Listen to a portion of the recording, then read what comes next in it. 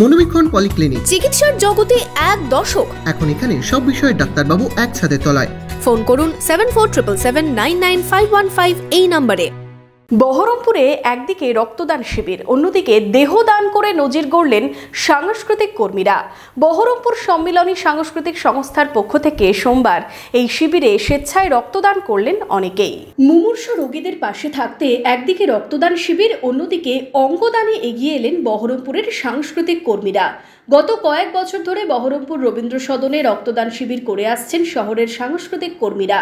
সোমবার এই শিবিরে রক্তদান করেন বিভিন্ন নাট্য সংস্থার সদস্যরা। কবিতা আবৃত্তি থেকে নাচ গানের সাথে যুক্ত সাংস্কৃতিক সংস্থার সদস্যরা এগিয়ে এলেন রক্তদানে। রক্তদান তো দেওয়ার দরকার সকলকে, কারণ রক্ত এমন একটা জিনিস, মানুষ ছাড়া অন্য কোথা থেকে তো এটা পাওয়া যাবে না। মানুষকেই মানুষের জন্য রক্ত দিতে হবে, আর রক্ত দিলে শরীর ভালো থাকে, ফ্রেশ ব্লাড তৈরি হয়, এতে কোনো ক্ষতি নেই। এই অ্যাওয়ারনেসটা হওয়া দরকার। অবশ্যই রক্ত দেওয়া উচিত, প্রত্যেকটা মানুষের অন্তত বছরে 2 বার করে রক্ত দেওয়া উচিত। সাংস্কৃতিক কর্মকাণ্ডের পাশাপাশি সমাজের প্রতি দায়বদ্ধতা থাকে সকলেরই। সেই দায়বদ্ধতা থেকেই এই শিবিরে প্রথম রক্ত দিলেন অনেকে। ভালোই লাগলো প্রথমবার, আশা করিনি এরকম ভালো লাগলো। প্রথমবার দিনই এতদিন ভয় লাগছিল, প্রথমবার দিলাম, ভালোই লাগলো। যারা নতুন হচ্ছে তারা একবার দিক, প্রথমবার দিলে একবার ভয় কেটে গেলে আর চাপ নাই। হ্যাঁ, পরবর্তীতে আর দিবই। এবার শুরু যখন হয়ে গেল তখন দিব যতদিন দিতে পারি। ভালোই করছে, ভালো একটা উদ্যোগ নিচ্ছে এরা। এবার চতুর্থ বর্ষে এই রক্তদান শিবির বহরমপুর সম্মিলনী সাংস্কৃতিক সংস্থার। রক্ত দেওয়ার উদ্দেশ্য আমরা তো সবাই জানি, যে কোনো মুমূর্ষু রোগী বা অন্য যে কোনো কারণে হচ্ছে যে রক্তের প্রয়োজনীয়তা পড়ে, এবং ভারতবর্ষে যত মানুষের রক্তের প্রয়োজন পড়ে এবং রক্তদাতার সংখ্যা তার থেকে কম। বিশেষ করে গরমের সময়টা যে আকাল থাকে রক্তের, সেটা মারাত্মক।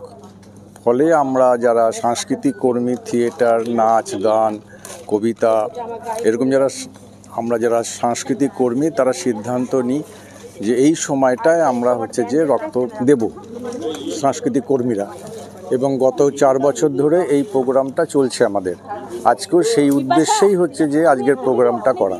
শুধু যে রক্তদান শিবির তা নয়, এদিন এই শিবিরে এসে অনেকেই মরণোত্তর চক্ষু ও দেহদানে এগিয়ে এসেছেন। বহরমপুরের মধুপুরের বাসিন্দা ছায়া গুপ্ত ও ইন্দ্রপ্রস্থের বাসিন্দা সঞ্জয় শর্মা সহ প্রায় 15 জন এদিন দেহদানের আবেদন জানালেন। এখানে তো না, শুধু নামটাই লিখলাম এখন পর্যন্ত, আর দেহদান করব, চোখটা দান করব, এই পর্যন্ত।